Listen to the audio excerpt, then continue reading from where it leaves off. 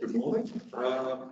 If I can assume, take the report as read. Yep. The proposal is to amend the parking bylaws to service level 7 to create a shorter one-way system and install a two-way system in the remainder of the service line. This has been put to all affected properties to gain access onto the service line. So that goes from Clarkson's bookshop all the way down to the, if I remember right, Chinese restaurant at the far end. Yep. And all properties on Thames Street. We received no adverse comments on it. Everything was positive. So I think this is something which we have full support from the community. Oh. I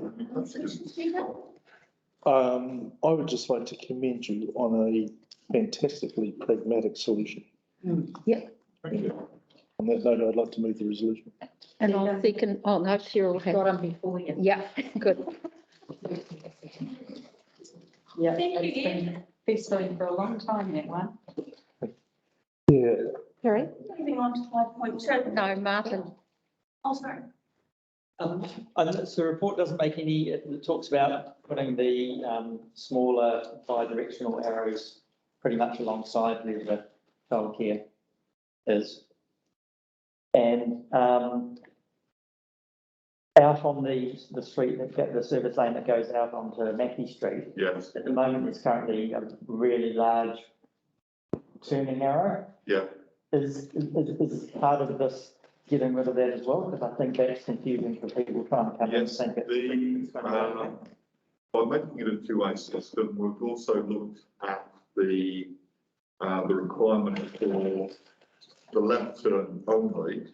By removing 2 parking spaces on Mackey Street, we can make it a left turn and right turn, and that is actually the recommendation that the police had at the time. We do that. Okay. So that That's how they make this one. Yeah. Yeah.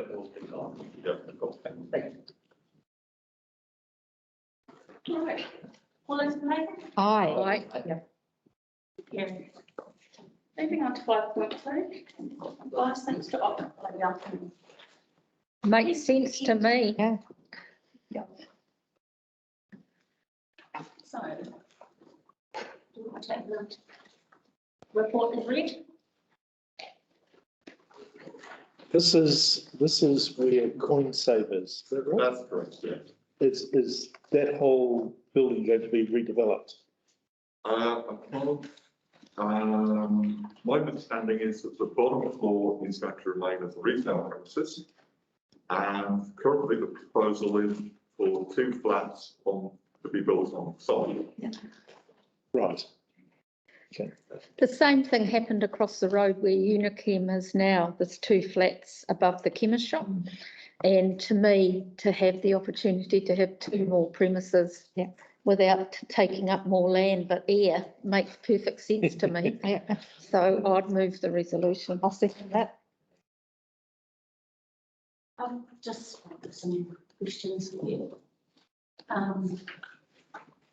The current developments in the, sorry, let me find it. So I just wanted to talk about the report, which was you said in there that the building and resource consent for this development depends on 2 formal meeting processes to get to grant a licence to occupy. That being this one and then obviously the council. Yes. How long has that resource and building consent been around? In terms of having to wait for a licence. I'm not aware of the actual date for the resource and building consent because my understanding is that at the moment they haven't been formally submitted. But we've been consulting with the developers agents on this for would be 3 months now. 3 months. Because I worried about particularly 2 meetings, and then because of the previous item on the agenda around the frustration of progress because of waiting for a meeting to grant powers to someone inside, delegate powers to the chief executive and the staff. And I'm thinking, when I read your report, particularly when I read your report that said setting a precedent and then potentially agreeing to continue to further for those that are coming to who possibly may want to develop and build it out. Wouldn't it be ideal to grant the powers earlier so that these sorts of things happen? Can I jump in? Yeah. To the chair? So council obviously operates under a lot of legislation and for that reason, we need to have a lot of process in place. And I know it can be annoying and it can feel like it's very bureaucratic, but we try and strike the right balance between the process we need to keep everyone safe and on the right page under the legislation versus trying to be pragmatic and helpful and expedite things quickly. So the airfield one, we talk about that. The reason that Rob signed that last year was because the customer was coming to Rob saying, I want to get some certainty. And we said our process is that leases are delegated to the council to approve. So only council can approve leases. So the process is you go to community board, which we did today. Then you go to council and that's how you get your lease. The customer was particularly keen to get going and start moving on their build and try and get contractors organised and all that kind of stuff. So Rob said, we know what the process is, but I'll grant it. I'll approve it as the chief exec, and then it will go through the process to the board and the council. At least that gives you a very strong signal that we're on board with it. You know, and it's very unlikely that the community board and council would go against what the chief exec had done. They could do, but it's very unlikely. So that sent a signal to that guy that he could get on and do his development. So that was how that one went.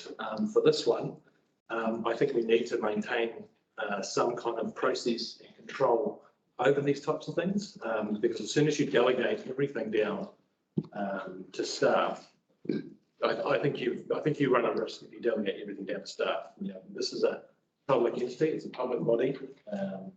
That's why we have community boards and council to try and get that strike the right balance between governance and management. And we're living in a very restrictive environment.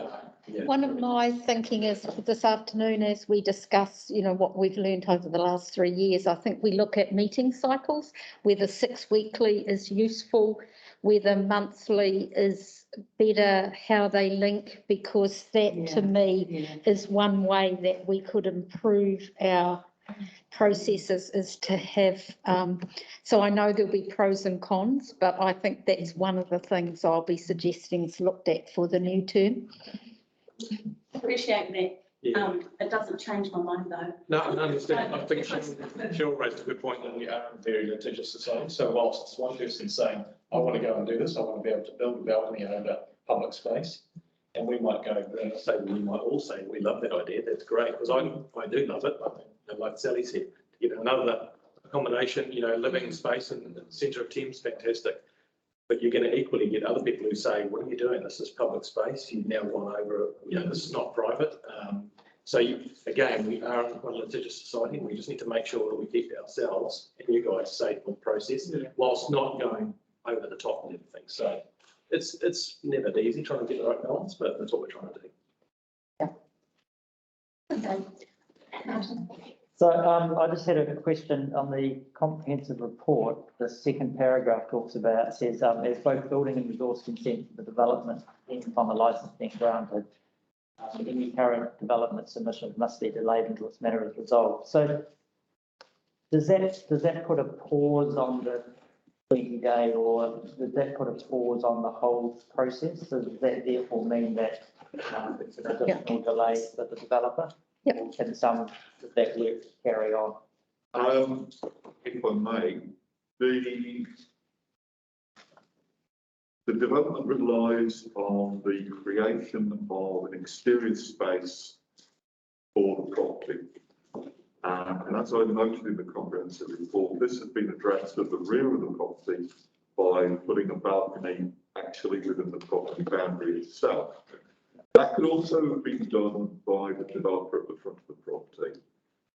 They chose to pursue the course of asking for a licence to occupy. We facilitated that by going through the process, establishing the conditions that would be required for that licence to occupy.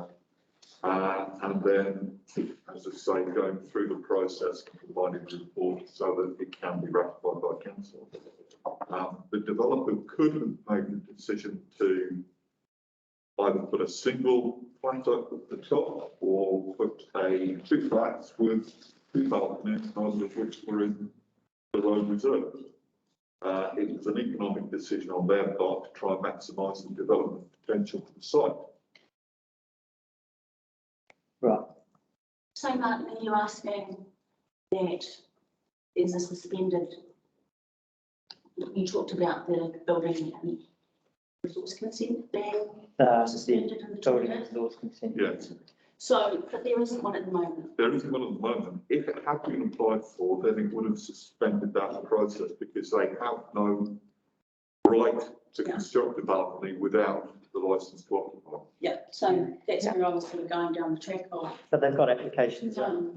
frustrating the process. Yeah. By, putting things in and then having to stop because waiting for meetings to get the licence to occupy. But if there isn't anything in place, No. no, so this is actually formally just granting the powers if they decide to continue. Yeah, That's Yeah. correct. yeah, okay.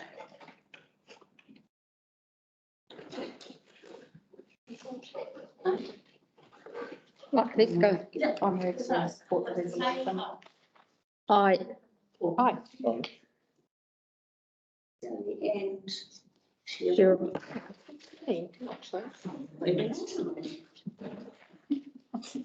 okay. Thames Community Board program. Good morning, all. Aye. Happy to take the report as read. A few updates on here and to answer any questions that you may have. There is one error that I've spotted in the Totra Valley extension, that third box down. We've got stage 1 February 2022, but that should be April as per the other 10 Totra Valley projects. So apologies about that.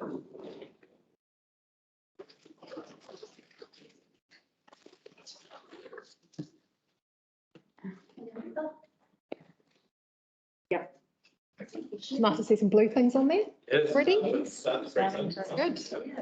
Cal, Yeah, go I got a mover. on. I'll move. Cheryl. I'm just interested in the Totra Valley extension in terms of the timing, and I know how hard it is at the moment with supplies, etc. Your revised timing, how confident are you we'll stay in orange and not go into red? I'm comfortable with stage 1 that's, things are starting, they're going to be kicking off next week. Yeah. Down there regarding the actual intersection works. So there's going to be a lot of work at night around that because it's a state highway. So you'll see that over about a 4-week period where there's going to be a lot of traffic management, but mostly at night that's when the work's going to be happening. So I'm comfortable that that one is moving on track. And then stage 2 and stage 3 obviously are a bit further out. And Yeah. they're still subject to land negotiation and a few other things, which Yeah. can drag on. So yeah, short answer is I'm comfortable on stage 1 definitely, and we'll get there on stage 2 and 3, I'm sure.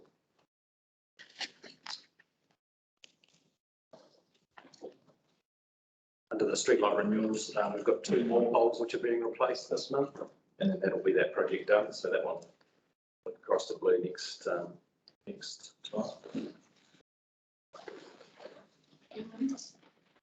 I've got a question on, Sorry. So this thing that I want to ask about isn't on our project. So the project we asked about it now, Bruce here, or should it be done? Like, I mean, it's in that general area out Totra. go.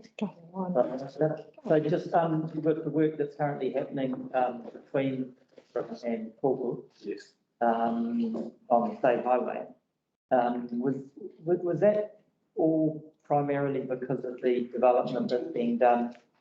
I believe so, yeah. I believe it'll be to create like a turning bay or state. That's what I presume it is. Okay. Might know better than me if that indeed But because it's state highway, yeah, I think that's what this, that development is. It's constructed on the other side. But that's nothing to do with the, water stuff that we're doing at. No, very, nothing, totally separate, yeah, totally separate.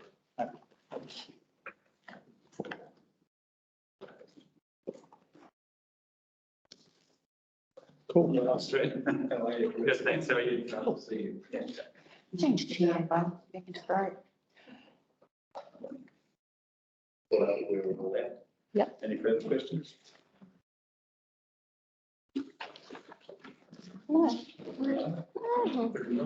I've just got one question, Bruce. When can we start adding new things into this? These are your projects under the annual plan. Yeah. Or the LGP, the LGP, so these won't change until, 1st of July. Right, okay, next New year. projects come through, yeah. And then we'll add the one, any new ones and take away any ones that are complete. Okay. So, Bruce, the Wyoming Domain Reserve Playground, Yes. so there's been a delay, but it doesn't look like, it only looks like an extra 10 days. It was planned to be open, because I think originally you told us 18th of March, and now this is late March. So it's, even though there's a delay, it's actually not going to keep it closed for that long. No, yeah, I don't think so. So basically what we're saying is that Jane has actually just resigned and left us, unfortunately, Jane Rice. Yes. So, Yeah, heard that. trying to recruit from another community facilities field rep, but yeah, so basically she said that her update was that it would be late March, so. I've seen people there today. So it's all, Watson's is in there today. At Wyoming Domain, they're at the park, at the playground, Watson's are in there. Whether they're doing the fix up of what was broken and vandalised, I don't know, but it's all caged off and, Oh, that was such a great slide. I know, I know. Cool. Oh, Well, on that basis, Strad, I'm happy to move that we receive that. get to second that. Those in favour? No, we did already. Oh, I was there then. Oh, well then. Okay, we're done. Those in favour, say aye. Aye, Against? fantastic.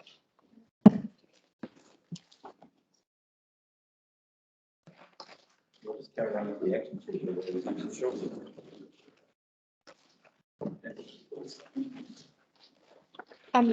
Can I make a comment to start with, that this is a very different looking action schedule from the one that has been in our previous meetings, and I like it very much. I was very happy when I saw this.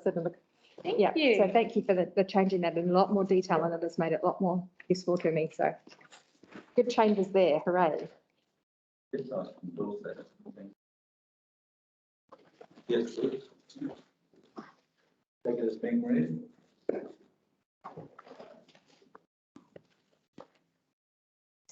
Are there any questions or any clarification from the board? I have one, but I thought I was going to talk to Derek just about the naming of that reserve out at Wyoming, that action. I note that it's closed, and I do understand because it's not possible for council to do it. But I just wondered if it just didn't drop off and disappear into the ether and be gone. Sure.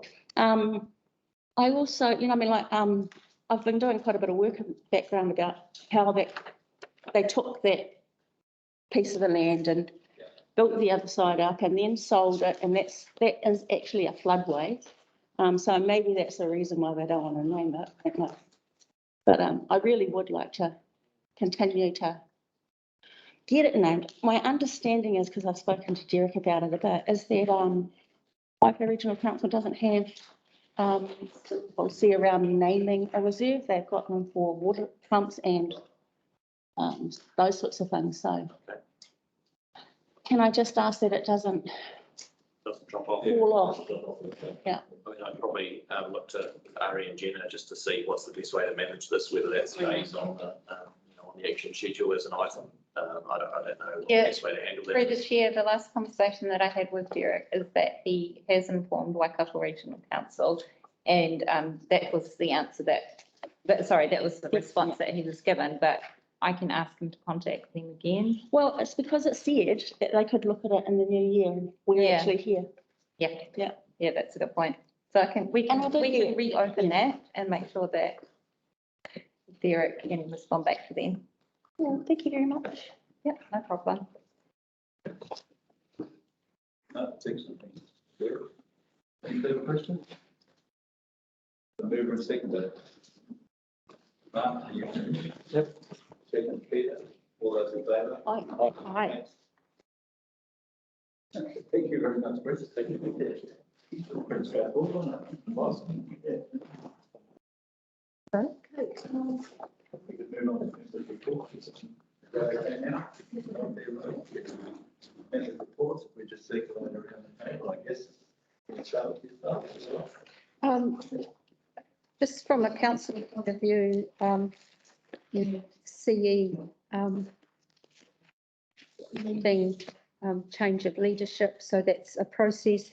The draft annual plan for 23-24, already quite well established. The two things that are different for us than what was in the long-term plan was the potentiality and a budget for removing the skate park equipment from down by the swimming pool, and a water source, a better water source for the tapu toilets, because I understand there's a challenge there.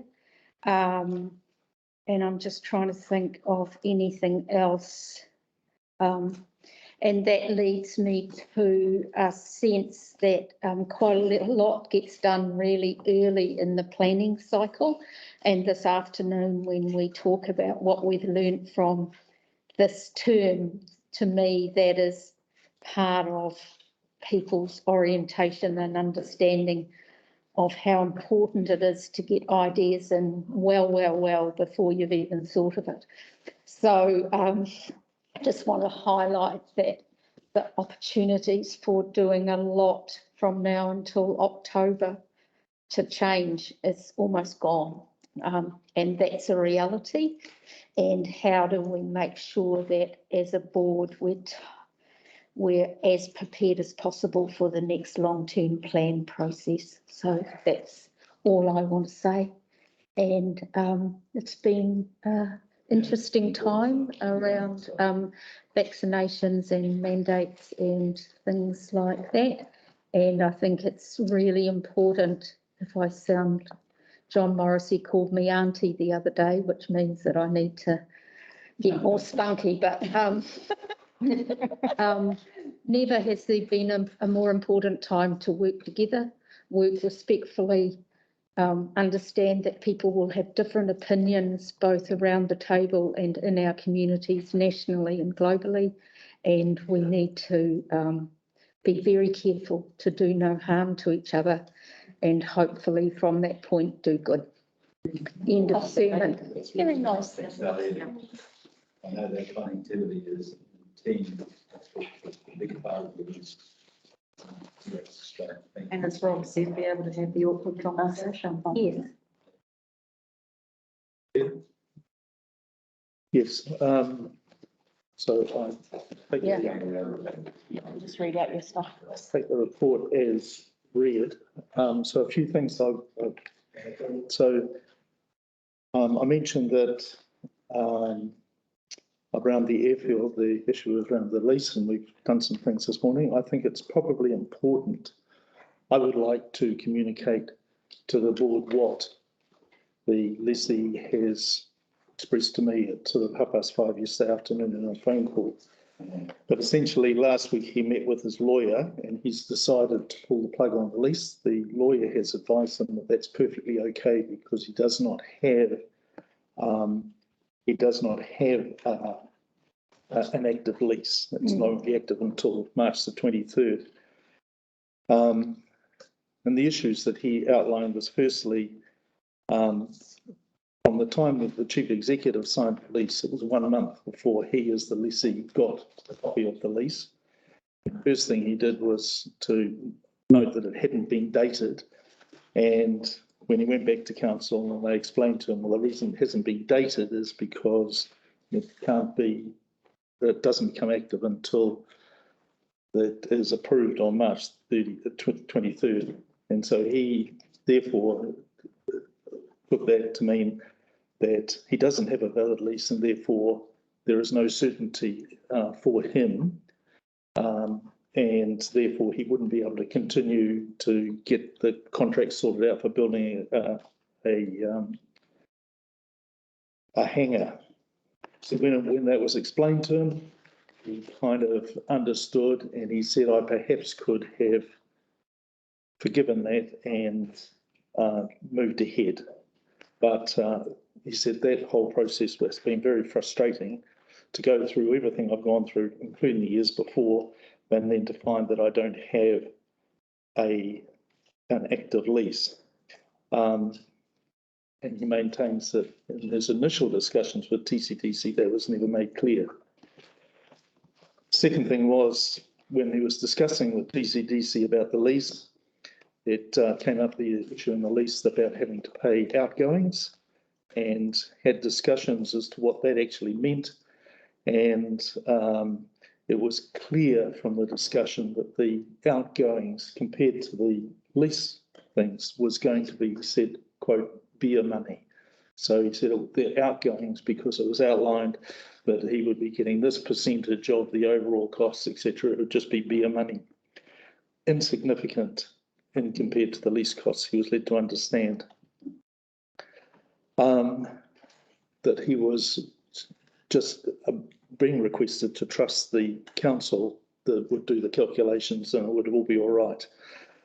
Subsequently, he's found that the existing hangar owners are now being charged for outgoings, which, as he understands, hasn't happened before. And he believes that there's going to be dispute with council for all existing hangar owners.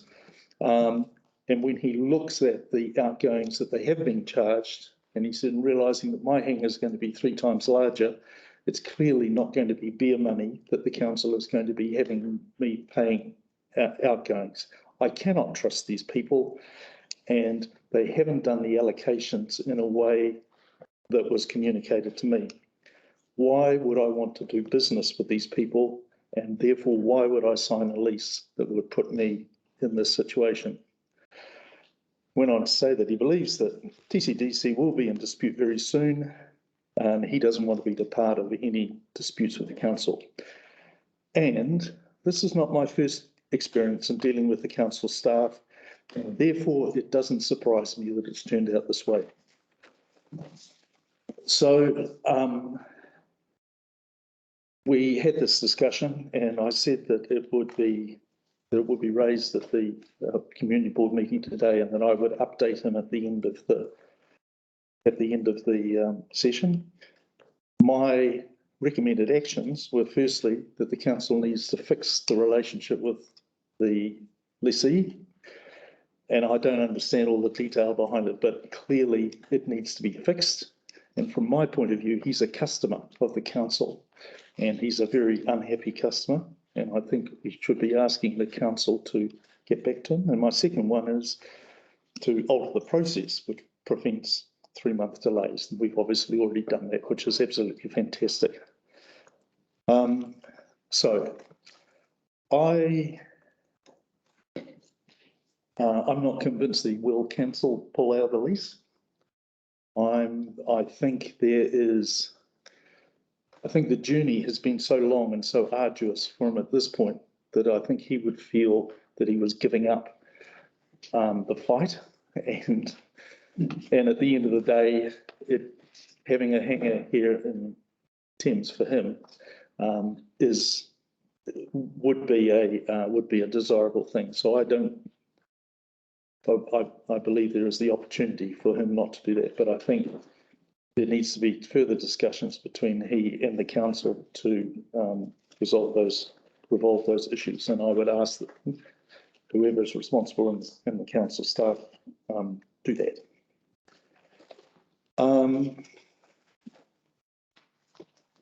Second one, sorry, are there any questions around all that? Thanks for your report on that. Second thing, I'd just like to sorry. No, I was just wondering about that point, whether that's going to be taken up or where or when or what. Chair, we will put it to the action schedule and address it to the right activity manager. Yeah, like today. Yes, Yeah, cool. I did. Yeah, let's say it's dangerous because it has really big ramifications down the line in terms of future tracking leases that are there. Okay, thanks, Ben. The second thing I just want, just with regards to the coastal plan and shoreline management plan, we have 2 more meetings to go. The next one's in a couple of weeks' time. We have had a resignation from the panel. And one of the panel members, for personal reasons, is moving out of town down Matamata Way, and so he has moved, and so his resignation.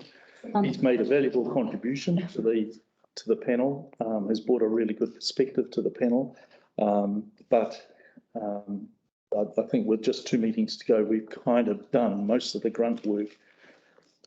Now we're just going to be fighting from there on. The third thing I would like to talk to is the Kupu Marine Precinct. I emailed Rose yesterday asking if we could have an update on the Kupu Marine Precinct, and as I understand, economic development are not coming to give us an update, but Rose has got an update. So Rose, if you want to give an update, then I'd like to give my perspective. Would that be possible? Is the update not coming in our briefing this afternoon? Coming in this afternoon. Oh, it's okay. Yeah. I am concerned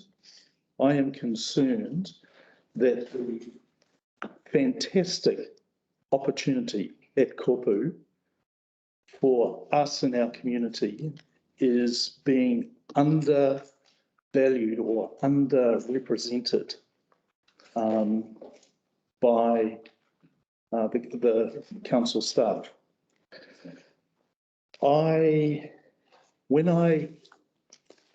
So we all received the email that Strat sent earlier in the year, or a few weeks ago, reinforcing the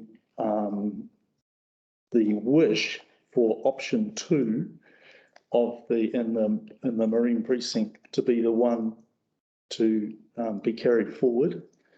He requested that the council confirm that they are pushing for option 2, to which he has not received a reply to that request. The Thames Community Board, the Thames Business Association, when they worked with all their members, it was absolutely a unanimous position that option 2 is the one to go for. The narrative I hear and what I see from council, and it's even reflected in the report here, fast track consent was lodged for redesigned wharf to avoid wetland prior to Christmas, and now we are just waiting. And I have the sense that the council is putting forward, at least if we get something, it's better than nothing. And so Rob was talking to us out there about being brave, and I do not see anything that looks like bravery from the council in terms of pushing for option 2, which is would be absolutely huge for our area. Option 1 has some significant restrictions around it. Strat, I'm just really aware that this is an issue that involves staff members who are not here. This is an economic development issue. And so I'm concerned that any conversation that we have here about this is not fair to the staff that have been involved, who have been working very hard. Can't answer to it. They can't answer to it. They're not here to say anything for or against this. And so I would quite like this to be stopped now, actually. But there has been requests for answers and they haven't come. So we're receiving an update. So, and Peter, I'm not trying to muzzle you. I'm just saying, Peter has asked for an update. Rose has told us that we're getting an update this afternoon in our meeting. So can we please proceed with hearing the update before the rest of this conversation happens? And that's all I'm respectfully asking from a perspective of somebody who's. Well, we're not discussing it, their observations at this point. Okay, so I'll continue making observations from the Environmental Protection Agency point of view. It is very clear from the EPA's point of view that they are seriously considering option 2. They have referred the proposal to Derek Nolan, who's an environmental lawyer, one of the top environmental lawyers in New Zealand. He's the one who led the America's Cup Village resource consent, etc., etc. They have referred specifically option 2 to him to request his opinion as to whether option 2 is a viable option, or a legal option, if you like. And he has responded to that in a 9-page determination, saying that yes, option 2 absolutely does meet the legal requirements for EPA. Certainly the commercial part does. The recreational part, he says there is not sufficient information in the submission to be able to determine whether that would be okay. And in his determination, he is saying the EPA could request information, further information around the recreational boat ramp. He is advising EPA that the reason that there may not have been sufficient information around the recreational boat ramp was because the submitters were focusing on the commercial aspect, which would be absolutely true, that the big thing was about the commercial thing. But he is absolutely not ruling out that the recreational boat ramp with further information would meet the requirements. I haven't heard as to whether we have responded to that and have provided EPA with further information about the recreational boat ramp, which, as we probably all know, is not just recreational, because there are lots of commercial operations who will use a recreational boat ramp to take out fishing trips and all those sorts of things. Discussion going on, Rob, and all of it is making his observations in his report. So I'm comfortable with that. Yeah. So I've expressed my concerns, and it's the concern that I hear from EPA, from the Thames Business Association. And when I look at all the submissions that have been sent to EPA, the only one that would be construed as being significantly negative is from the Royal Society of Forest and Bird about the banded rail environment. And EPA received that and then went back to our environment advisors to ask their feedback on that. So that's what I just want to report in regards to the. I'll just comment that the project team have received 2 requests for more information from the EPA. Where possible, in these responses, we have put forward our case for preferred option 2, which includes the new building. Fantastic. That is music to my ears. Fantastic. Thank you. Because that's really saying that the EPA has appointed a panel to do their job. It's up to them to actually make a good decision in relationship to all of the information they have in their expertise in relationship to, modifications to option 2, being allowed to do option 2 thereafter. So we look forward to the decision. I'm really pleased to hear that the Thames Council has been pushing the preferred option, because it's only stating a preference. At the end of the day, it's not committing itself, saying this is the preference of the community, the business community, and everybody else. So is that right, Rose? That's what you. Yeah. Cool. Cool.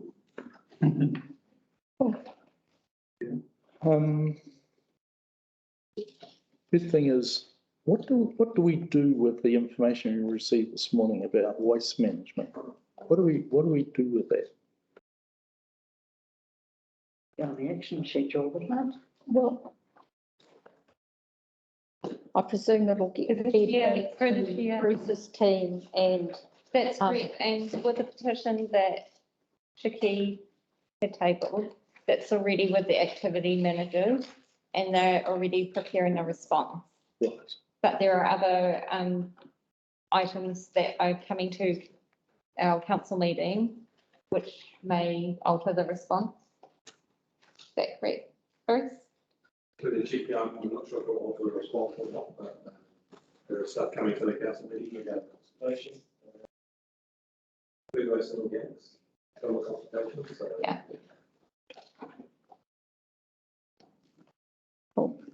And the only other thing is the first rail trail shelter went up last week, apparently. yeah, Cool. So, and I understand that there's going to be one at Kopu when they move the monument, there'll be one, there'll be a rail shelter down Yeah. there. So that's exciting progress. 16 more to go or something. So, Yeah. yeah, that's me. Thank you, Peter. Carol? Thank you, Mr. Chair. The meeting that we had on the 3rd of February was really good. I think we got a lot done there, Rose. So it was good to have that conversation, and I think Sally's got a point that 6 weeks is probably a long time in between each time we meet. So, you know, workshops and things like that, I'm quite happy to attend. So maybe that's something we can think about as a board. Apart from that, no, it's quiet.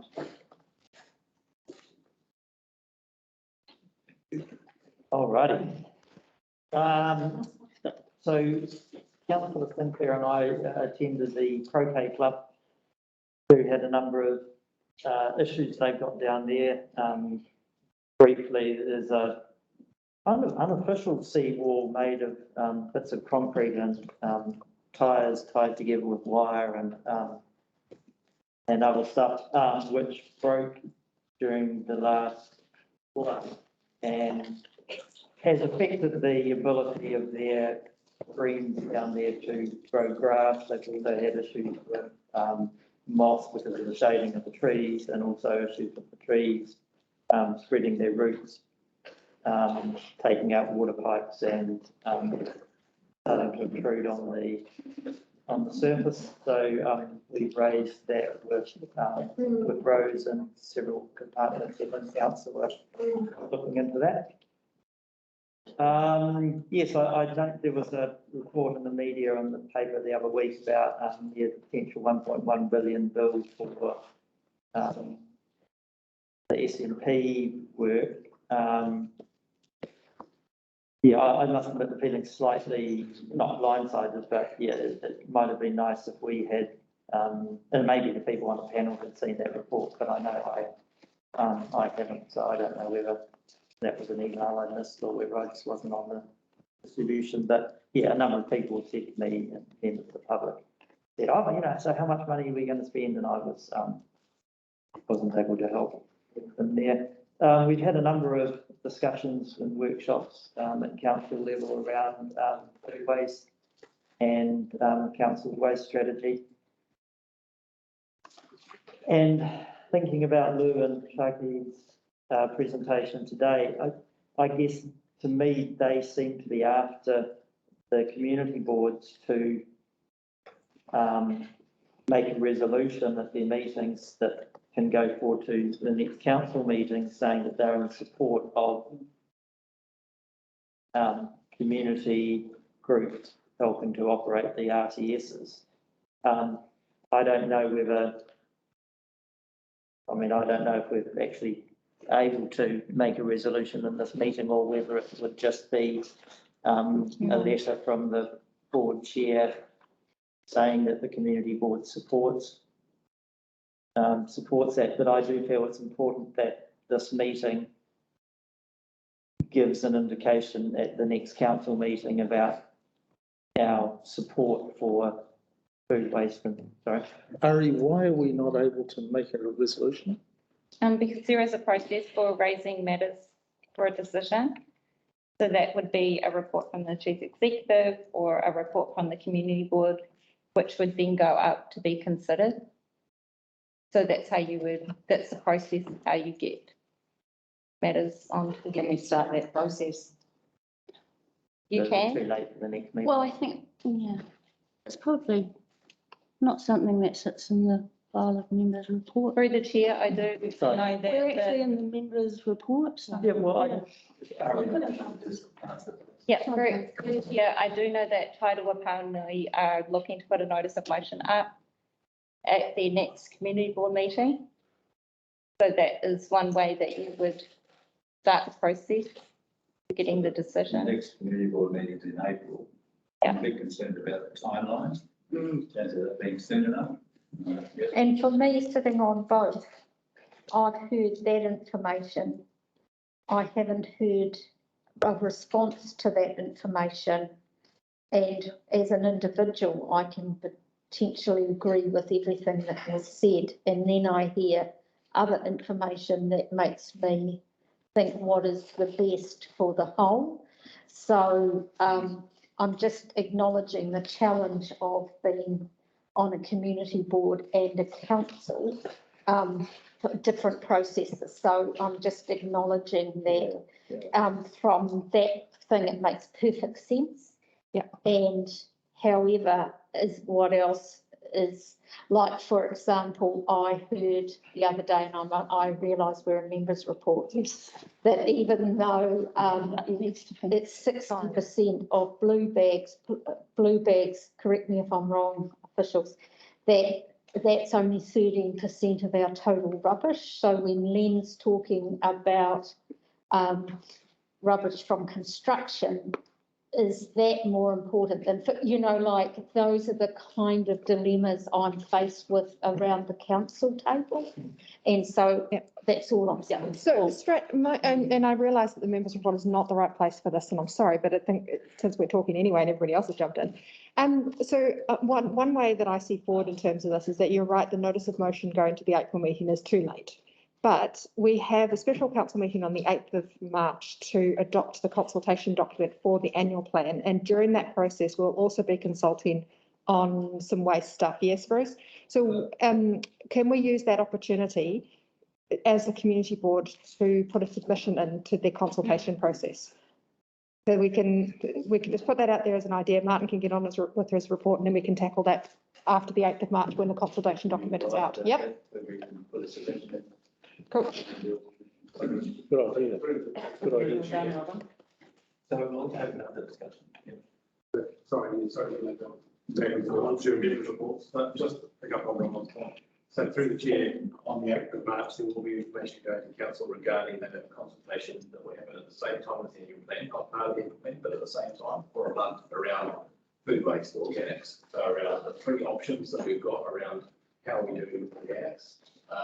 Towards an initial aspect, so the community board can absolutely sit in as part of that consultation process to make sure that your views are well known. Then it will come back to council for council to make a decision, consider which way we go to make sure that it's included in the contract before it commences. Right, that's the way forward. Sorry, Martin. Okay, thank you.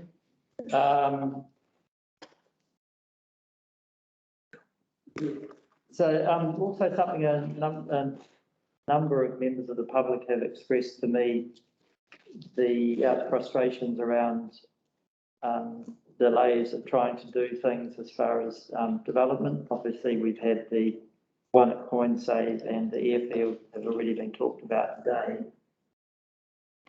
And I realise that there's a process, and yes, as Sally said, our 6-week timetable for the TCB sometimes means it's a long delay. If someone applies for something in November, they miss a December meeting, all of a sudden nothing's happening until March. And that can then hold up permit and resource consent, because apparently the clock stops at that point.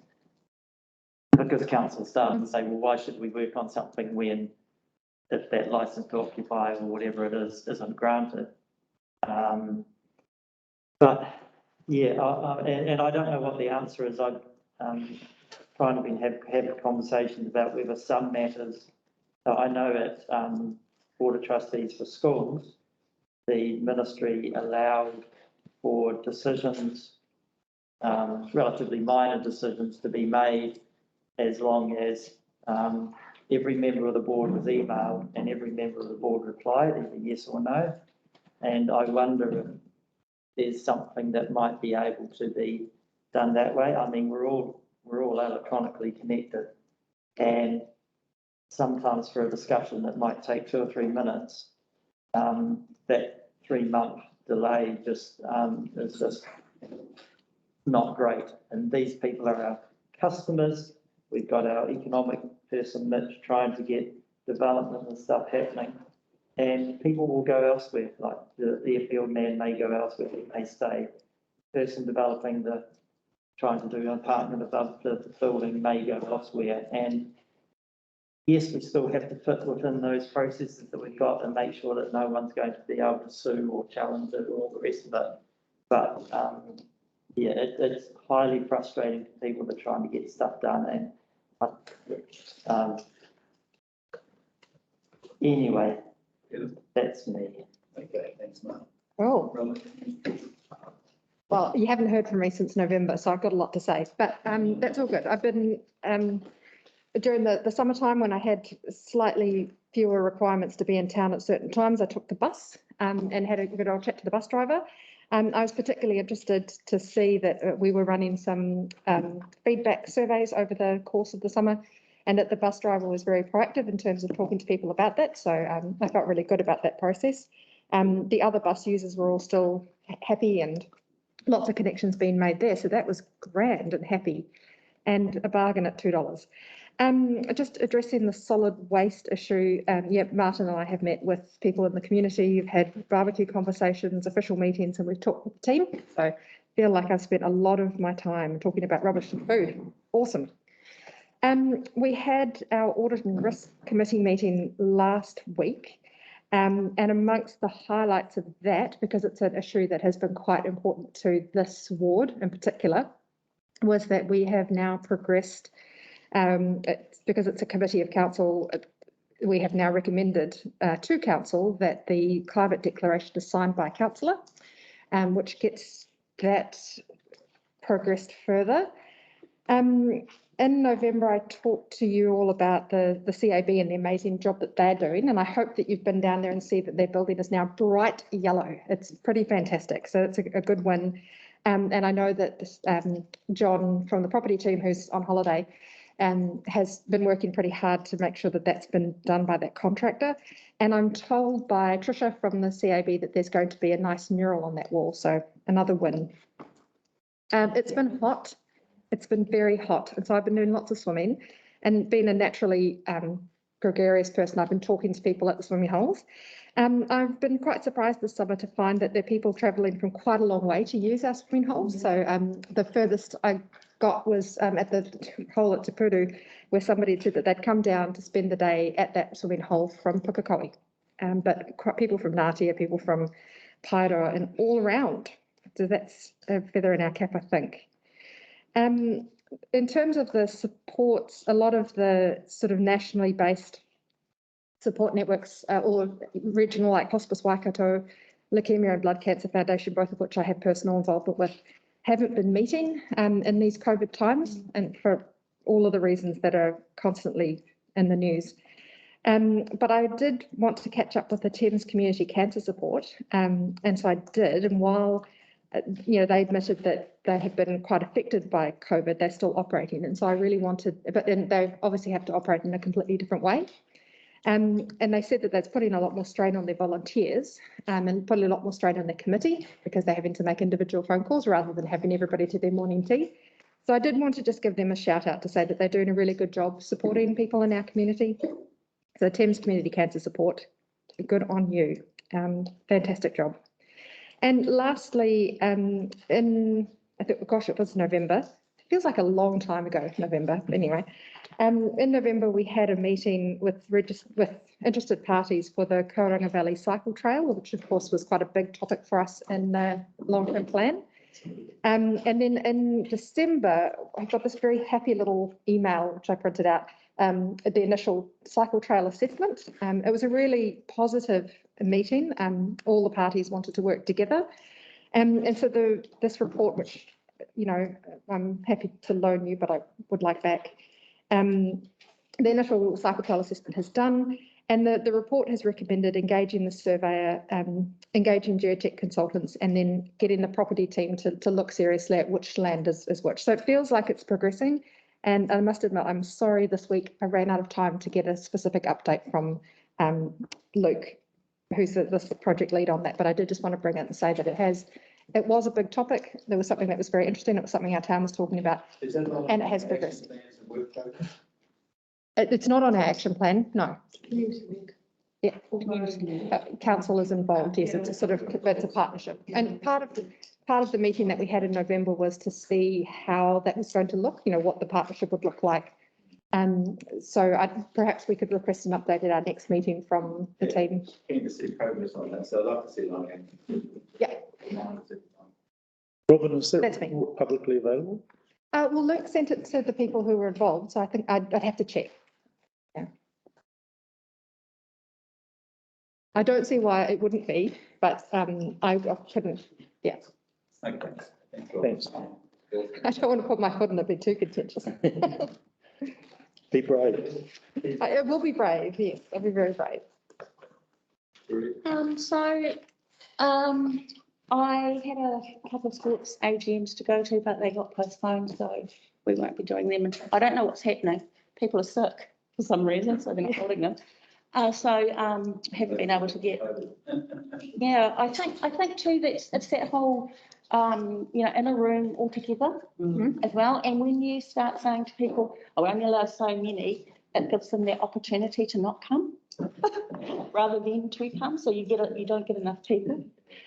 I also wanted to say that I was really excited when I received the news from my boss that Mary Street had won the best street. Yes. So, Right. and he sent me pictures and everything, and he was like, "Oh, because he called it the vibe of Mary or something like that." Oh, yeah, and I was just like, change that. So I was really excited about it, and it just makes me think back to when we did the Christmas tree, and you know, spending that time in there. It is a really neat place, neat space. And lastly, I attended the farewell of Rihanna Manuel. She was the chief executive of Te Kōrewai, and is moving to be the chief executive for the Māori Health Authority, which is a huge step up for her. But I think considering what she's done with Te Kōrewai in this area, I think she'll go well. Yeah. And on that, when I went to that farewell, I went with Frank, and it was really, really cool because I guess you can understand that Rihanna being a Māori and all the Ngāti Maru, the Manaia and all of that, they all want to come because this is one of their people who's actually gotten so high up there that there's a real sense of feeling about an emotion, you know. So I was glad to go with Frank because it meant that he could get up, do the kōrero, acknowledge Rihanna, tell them where we were from, and then it started at 10. We managed to get out at about 11:30, he and I, and we kind of left. I was talking to a friend of mine that's at the medical centre, and they were there till 1:30. So, you know, everybody wants to get up to have that conversation or that, or, you know, give that blessing, that well done. Yeah. So, yeah, I want to say that Frank, you've got to go anything Māori, take Frank. He's good. He's awesome. Yeah. Can I just add to that as part of my emergency management on a Monday afternoon, they have a half an hour cuddle with all the health providers, and I sit on that around how things are going around COVID and looking after people who are self-isolating and things. So not that we have any, but we do have how can we support, and sites, etc., for immunisation and testing. And yeah, so I'll keep you in the loop. At the moment, she's on the rise and She is. She's everywhere, and on we go. Is that Sally? On the cron. And the health workers were exhausted pre-Christmas and somehow they've got another lot of adrenaline. But I worry about how long a whole system can run on adrenaline. Yeah. And I think there's quite a lot of fatigue. And my other concern is around access to other health services. So my advice is not to have a heart attack, a stroke or a suspicious lump for the next couple of months, because the system's very much keeping people alive from COVID and a very acute work being done. And, you know, in Whangarei already planning field hospitals and things for COVID. So, yeah, so keep calm, keep going. Don't break legs. And wear your mask. Yeah. And get your booster. Thank you. Thank you, thanks, Celeste. I've noted our long-term plan action with 5 points, planning waste minimisation and reminding you of the commitment to support a full review of the district-wide solid waste protocol and delivery of it, being more ambitious with reducing waste to landfill by food waste collection facilities, increased education and waste minimisation programs. The statement from the Thames Community Board submission of the long-term plan. And it's pleasing, well, I mean, that commitment needs to follow through. There's been some great discussion relating to it in terms of, you know, I guess the bottom line should be discussing a curbside food waste collection and composting scheme and that contract that's coming up in June. I do understand that the full review of the waste strategy is not going to be completed by June. It's going to follow on after June with a program of action, timelines, determination and so forth. That might follow through in relationship to all the other things that we need to implement into this area of work. So, and it was very interesting in public forums, some of the stuff that Lynn and Jack had introduced to us. I referred you to the Character District Council action plans, targeted outcomes, program and implementation timelines for them. And the fact that they are introducing a weekly event of the food waste collection as a practical inclusion by 2023. So I think we have the capability of doing the same thing. Interesting to note, Len's discussion about, you know, community-led waste minimisation and that interaction between community facilities and council as achieving the best outcomes. We'll leave it at that. He's made a suggestion with regarding that. And might be some of the points that we discussed in terms of, you know, the submission that we're talking about, submission from the Thames Community Board to the council. So that aspect of it. I mentioned the synergies that could be created with working along the timelines that HBC in place in terms of other, you know, advantages that might be sought in relationship to applying for project facility spending, you know, in terms of the waste minimisation fund and so forth, so being important. But I'm sure there's lots of other things, and I know that I've been around and all over the subject, so hopefully it all comes to good fruition. The Coburg Marine Precinct, that's been aired, and all my concerns, pleasing to hear Rose saying that in fact, you know, the council has favoured further option 2 and leaving the expert panel to do their job. And nice to hear from Peter in terms of some of the things that he added to that point of conversation as well. So I think everyone's noted what I have said there and the importance of it. Rose Park,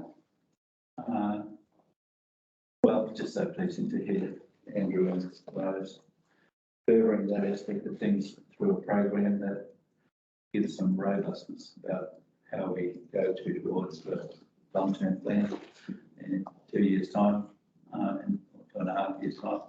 And that's going to be an important piece of work, you know, in terms of establishing realistic budget and where we're going to with those timelines and how we're going to actually progress those facilities for Thames, which are going to be so important in the future. So important for Thames. I can't stress it enough. It's been probably one of the most frustrating areas for me here and my work over the last 15 years, you know, to do some of those things. Creative vibe space, I think it was fantastic that we got that award. I still wish to just highlight the fact that when it is to some extent realistic, I hope I felt, this is my concern, I hope I felt that in fact we can get a budget that decides to actually uplift the road, you know, in Mary Street or Pollen Street, that we are in the position to actually have a budget to do something to improve the quality, because like it or not, it's a temporary thing. It's a temporary installation, and wonderful that it is, but it is going to need that quality improvement ultimately. It's going to work. So therefore, the evaluation coming up in March, April, hopefully will inform people a little bit better into being able to establish one of those things. Either your annual plan or your long-term plan. But that's a challenge in front of you. Big challenge in terms of trying to find some dollars to do that. It would be a bit of a waste of all this energy back to the front. Ultimately, that's my concern. It's still the idea is spatial plans and land availability. You know, really interesting. I've been following that with connections and attended a few meetings since. You know, it just highlights the importance of that piece of work going forward for Thames, and the awareness that we have in relationship to the demand on housing. I had a friend of mine that works in the police force out of Wellington, who does some of the recruitment policing. Saw her at a funeral recently for a family on Thames. There's my son and daughter-in-law, police, and she was saying that, you know, Thames has suffered from staff needs because of the lack of housing. You know, we're trying to get 24/7 policing in Thames. So there is, it'd be interesting in terms of some of the things that are happening in our area and the currently increased crime and aspect of things that are happening with us. Whether in fact we could invite the police at some point, one of the actually get an update really, in relationship to that area. Things I know the Thames Business Association with some of those things, but as a chance to move forward, I think we should.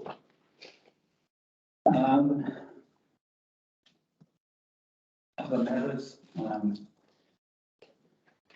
really just, you know, I had the occasion recently to get feedback from a mentioned person that made a submission to the spatial plans from a lady and I think I circulated it to you in terms of just power of it.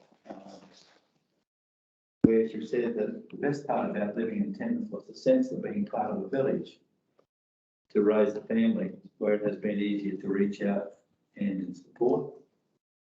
And what makes Thames a fantastic place. She was also referring to, you know, our housing shortage and it being a wonderful place to live in and all that sort of thing.